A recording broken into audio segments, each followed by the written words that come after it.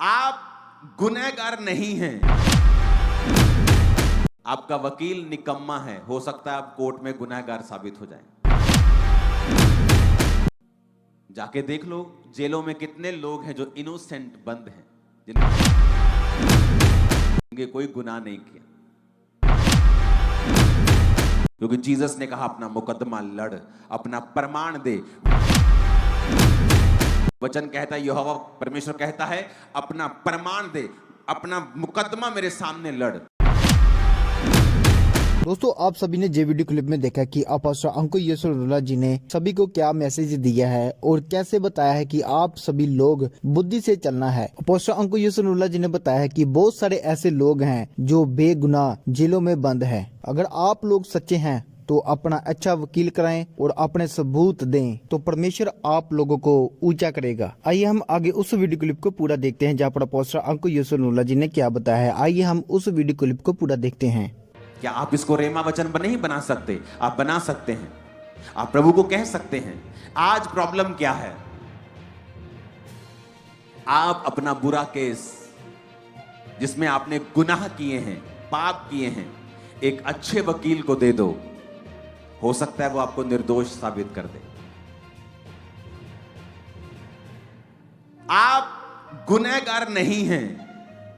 आपका वकील निकम्मा है, हो सकता है आप कोर्ट में गुनहगार साबित हो जाए। जाके देख लो जेलों में कितने लोग हैं जो इनोसेंट बंद हैं, जिनके कोई गुनाह नहीं किया।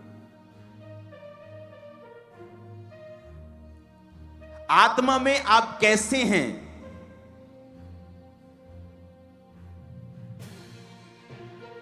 मान लीजिए आपकी आंखों में दिक्कत है, आपकी आंखें खराब हैं, थोड़ा कम दिखता है, आप कुछ भी है, या ब्लाइंड है कोई। एक है निकम्मे वकील की तरह केस लड़ना। क्या प्रभु जी आप मुझे चंगा करें, आमीन। ये भी अच्छी चीज है, लेकिन ये एक निकम्मी केस को लड़ने को दर्शाता है।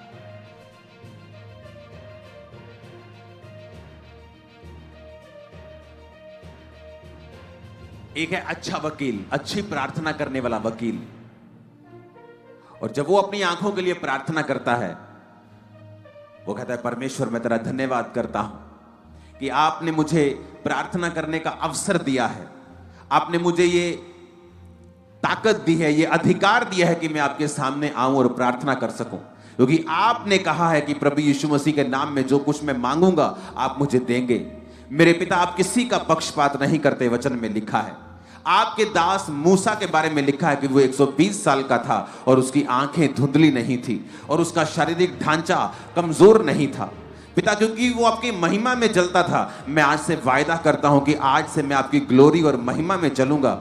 आप भी मेरी आंखों के ऊपर दया करें पिता, और मेरी आंखों पर से सारी बीमारी को खत्म करें, क्योंकि आपके बेटे यीशु के कोड़े खाने से मैं चंगा हो चुका हूं। आप मुझ पर भी दया करें जिस तरह आपने मूसा के ऊपर की थी। यह है अच्छे वकील की प्रार्थना। दोनों प्रार्थनाएं हैं, एक है निकम्मी प्रार्थना, एक है अच्छी प्रार्थना जो रिजल्ट लेके आती है। एक है निकम्मे विश्वासी जो सोचते हैं प्रभु को सब पता है, प्रभु को सब जानता है, बस यही कह देंगे प्रभु मुझे ठीक कर दे।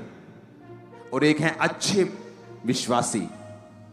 एक वकील 25 लाख रुपए लेता है एक बार खड़े होने के, और एक वकील 5,000 में भी मान जाता है। जो 25 लाख वाला है उसने अपनी वैल्यू को बनाया है, उसके केसेस को उसने जीता है। आज मैं वकीलों की बात नहीं कर रहा हूं, आप मेरी बात समझ रहे हैं, मैं आत्मिक वकीलों की बात कर रहा हूं, क्योंकि हम आत्मिक वकील हैं। क्योंकि जीसस ने कहा अपना मुकदमा लड़, अपना प्रमाण दे। वचन कहता है, यहोवा परमेश्वर कहता है, अपना प्रमाण दे, अपना मुकदमा मेरे सामने लड़। और हम मुकदमा कैसे लड़ रहे हैं कि मैनू छाड़ दो जी। वकील साहब जज से कह रहे मैनू छाड़ दो जी, ए बंदे नू छाड़ दो जी।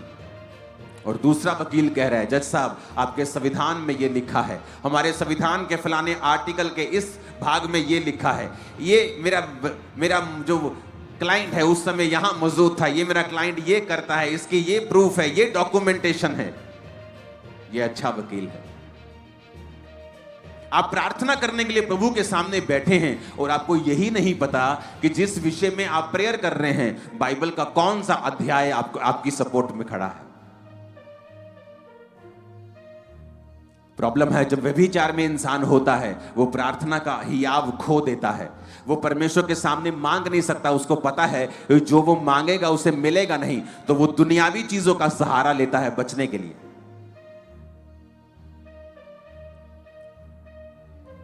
क्योंकि वचन कहता है यूहन्ना की पत्री में कि जब तुम्हें ये हियाव होता है कि तुम परमेश्वर के साथ सही हो और तुमने सही जीवन जिया है, फिर तुम जो कुछ परमेश्वर से मांगते हो परमेश्वर तुम्हें देता है।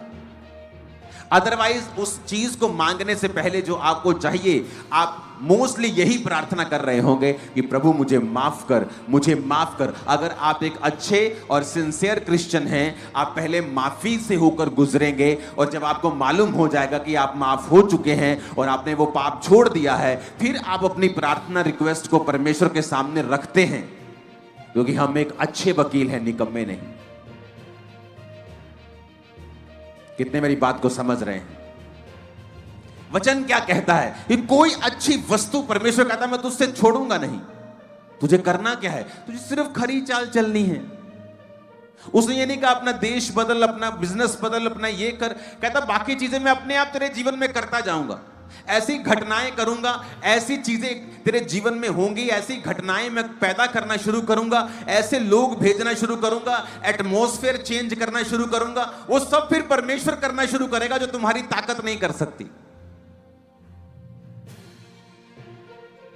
वचन कहता है दाऊद खरी चाल चलने वाला व्यक्ति था और शाऊल का बड़ा बेटा योनाथन, जो शाऊल के बाद जिसको राजगद्दी मिलनी थी, उसने कहा दाऊद ये मेरे पिता के बाद ये गद्दी तू संभालेगा। मेरे भाई, वो कोई 5-10 लाख डॉलर की बात नहीं कर रहा था, वो पूरी गद्दी, वो पूरी ऐसे राज्य की बात कर रहा था जो उस टाइम का सबसे अमीर, सबसे प्रफुल्लित, सबसे बड़ा राज्य था इजराइल। सबसे अमीर राज्यों में से एक था इजराइल, उसकी वो बात कर रहा था।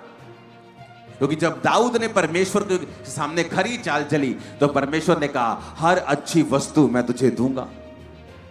फिर आप किसी को मना नहीं सकते कि यार जो तू एमएलए बन रहा है तू मुझे बना दे। कहेगा नहीं नहीं यार ऐसे नहीं, तेरे काम कर दूंगा, तू मेरा राइट हैंड बन जा। पर ऐसे कैसे यार गद्दी तेरे को दे दूं? और उधर योनाथन देखो कह रहा है कि मैं गद्दी तेरी है। ये क्या था? खरी वस्तु जो आप अपनी ताकत, अपनी काउंसलिंग, अपने प्रेम से भी किसी से नहीं ले सकते। फिर परमेश्वर आपके जीवन के आसपास ऐसा माहौल बनाना शुरू करता है, जिसको भेजना होगा वो भेजेगा। जब तक आप प्रभु के साथ सही नहीं होंगे और जो लोग आपकी लाइफ के लिए अनफ्रूटफुल हैं, आप उन्हें कभी आउट नहीं कर सकते अपनी लाइफ से। वो आपके साथ जुड़े रहेंगे, वो आपके लिए फ्रूटफुल नहीं है, बल्कि आपके लिए माइनस करने वाले और आपको घटाव करने वाले हैं, लेकिन आप उन्हें निकाल नहीं सकते। लेकिन जब आप परमेश्वर के सामने खरी चाल चलते हैं, परमेश्वर सिस्टम बनाता है। कितने मेरी बात को समझ रहे हैं? परमेश्वर एक दिन गिदोन जा रहा है, परमेश्वर ने कहा गिदोन मेरे बेटे, जो तू लड़ने के लिए जिस युद्ध पे जा रहा है ना, वो ये जो तेरे साथ है ना, ये बहुत ज्यादा हैं। अगर तू इतने लोगों को लेके जाएगा तो मेरी महिमा नहीं होगी। सब कहेंगे हम अपनी ताकत से, अपनी गिनती से जीत गए हैं, इनमें से थोड़ों को लेके जा। तो उसने कहा परमेश्वर अगर मैं ऐसे चुनूंगा, चल भाई तू चल, तू रहने दे, तू चल, तू रहने दे, तो लोग कहेंगे गिदोन जो है ये पार्शियल है, ये पक्षपात करता है, कलीसिया में पक्षपात करता है, इसे ले लिया, उसे छोड़ दिया, इसे ले लिया है। तो उसने कहा मैं